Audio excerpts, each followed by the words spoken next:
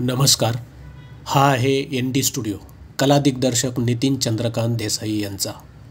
हे यांचं मोठं भव्य दिव्य स्वप्न त्यांनी सत्यात साकारलं खरं, परंतु आता ते आपल्यात राहिलेले नाही आहेत.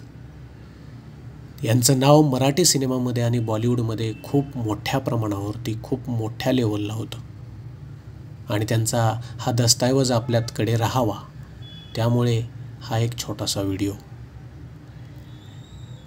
हे सगळं स्टुडिओमध्ये त्यांनी सांभाळून ठेवलेलं आहे. आधीच्या काळामध्ये या रील्सच्या माध्यमातून सिनेमा शूट केला जायचा आणि तो सिनेमा किंवा सिनेमाचे सीन शूट केल्यानंतर या रील्समध्ये रेकॉर्ड केले जायचे, म्हणजे व्हायचे, आणि या डब्यामध्ये रील्स असायचे. हा डब्बा म्हणजे आधीचा एक प्रकारचा सिनेमा असायचा.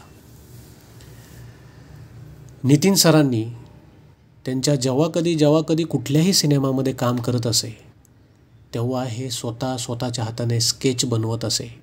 म्हणजे कला दिग्दर्शक म्हणून त्यांचं नाव का मोठं होतं हे आपल्याला कळतं आहे. खूप प्री वर्क त्यांचं असायचं आणि डिटेलिंगमध्ये असायचं.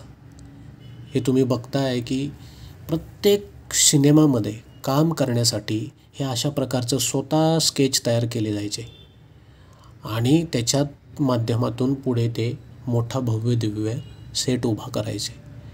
बॉलिवूडमध्ये खूप मोठ्या दिग्दर्शकांबरोबर खूप मोठ्या दिग्दर्शकांच्या सिनेमाचे सेट्स त्यांनी उभं केले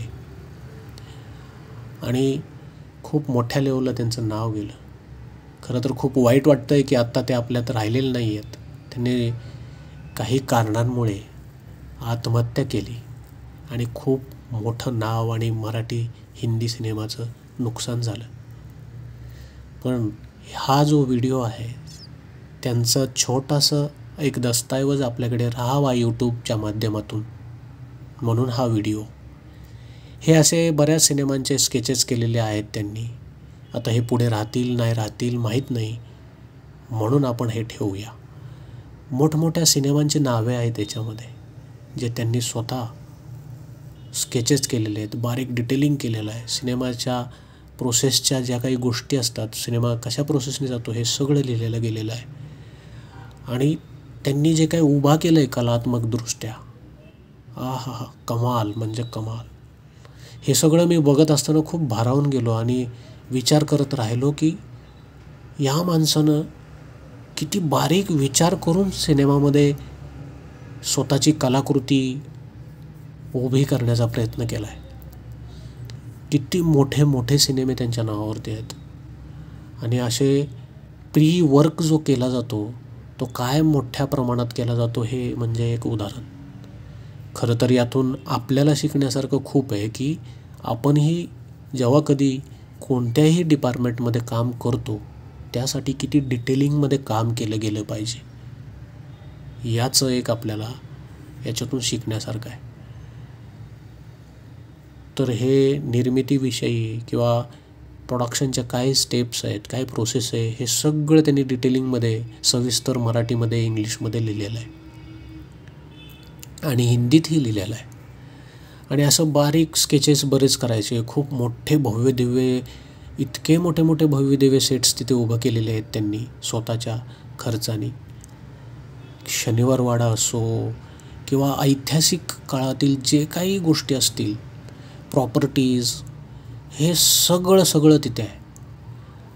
काय शनिवारवाडा हुबेहूब उभा केलेला त्यांनी, आणि खूप छोटे गाव, वस्त्या, हे सगळं उभं केलेलं आहे.